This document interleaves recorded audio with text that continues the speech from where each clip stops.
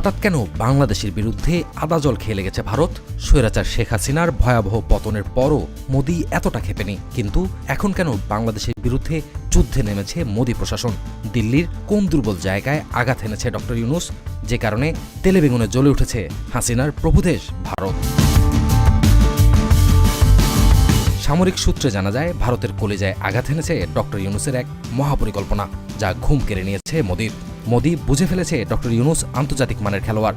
তাকে মোকাবেলা করাকে বড় চ্যালেঞ্জ হিসেবে দেখছে ভারত।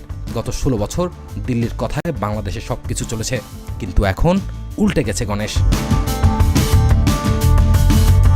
ভারতের এমন কোন একটি দুর্বল জায়গার খোঁজ পেয়েছে ডক্টর ইউনূস, যা সে দেশের গোয়েন্দা সংস্থার মোদি সরকারকে রিপোর্ট করেছে? আর ডক্টর ইউনূসের সেই পরিকল্পনাই মোদিকে পাগল করে তুলেছে। ঘুম হারাম তার প্রশাসনের।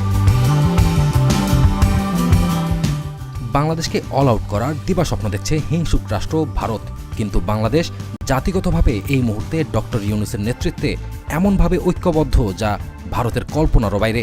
এতদিন বাংলাদেশকে অঙ্গরাজ্যের মতো করে যাচ্ছেতাইভাবে ব্যবহার করে আসছে দিল্লি।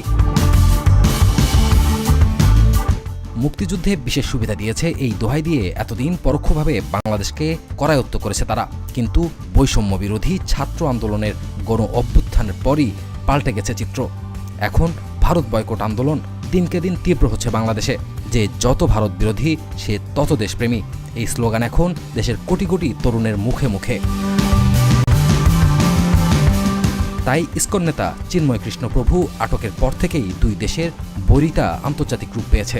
সংখ্যালঘুদের উপর হামলার কল্পিত কাহিনী বিশ্বের কাছে তুলে ধরে নালিশ করছে মোদি প্রশাসন, অথচ কট্টরপন্থী হিন্দু রাষ্ট্র ভারত বাংলাদেশের দূতাবাসেও হামলা করতে ছাড়েনি।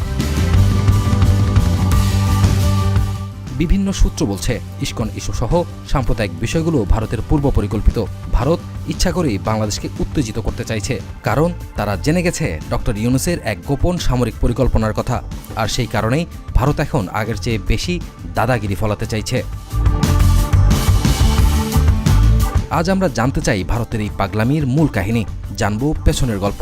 মনে থাকার কথা, গত কিছুদিন আগে রংপুরের মাহিগঞ্জ কলেজে অনুষ্ঠিত হয় সনাতন জাগরণ মঞ্চের মহাসমাবেশ। এটির আয়োজক ছিল হিন্দু জঙ্গি সংগঠন ইসকন, কিন্তু কেন রংপুরেই করা হলো এই সমাবেশ? তার পেছনেই লুকিয়ে রয়েছে ভারত খেপার মূল কাহিনী। মূলত ভারতের গোপন ষড়যন্ত্রের মহড়া ছিল এটি। সামরিক সূত্র বলছে, ব্রিটিশরা এশিয়ার বৃহত্তম একটি বিমান ঘাঁটি প্রতিষ্ঠা করেছিল রংপুরের লালমনিরহাটে, যা ভারতের সীমান্ত ঘেঁষা। দিল্লিকে শায়েস্তা করতে এই বিমান ঘাঁটি আবার চালুর সিদ্ধান্ত নিয়েছে ডক্টর ইউনূস। এই বিমান ঘাঁটি চালু করা গেলে ভারতের 7 সিস্টার হুমকিতে পড়বে। এই ভয়ে ঘুম হারাম এখন মোদির। বিশ্বের বড় বড় রাজনীতিবিদ ও ব্যবসায়ীরা সংকটে পড়লে ডক্টর ইউনূসের দ্বারস্থ হন। সেই ইউনূসের সাথে রাজনীতি আর কূটকৌশলে মোদি ধোপে টিকবে না, এ কথা নিশ্চিত করে বলা যায়। তাই মুখে বাংলাদেশকে দেখে নেব বললেও মোদি তার দেশের 7টি রাজ্য নিয়ে চরম দুশ্চিন্তায়। আমরা জানি, ব্রিটিশ আমলে লালমনিরহাটে তৈরি হয় বিমান ঘাঁটি, যার কার্যক্রম এতকাল বন্ধ ছিল কোনো এক অজানা কারণে। ডক্টর ইউনূস ক্ষমতায় এসেই পুরো দমে চালু করার কাজ হাতে নিয়েছে এই বিমান ঘাঁটি, যা এশিয়া মহাদেশের বৃহত্তম বিমান ঘাঁটি।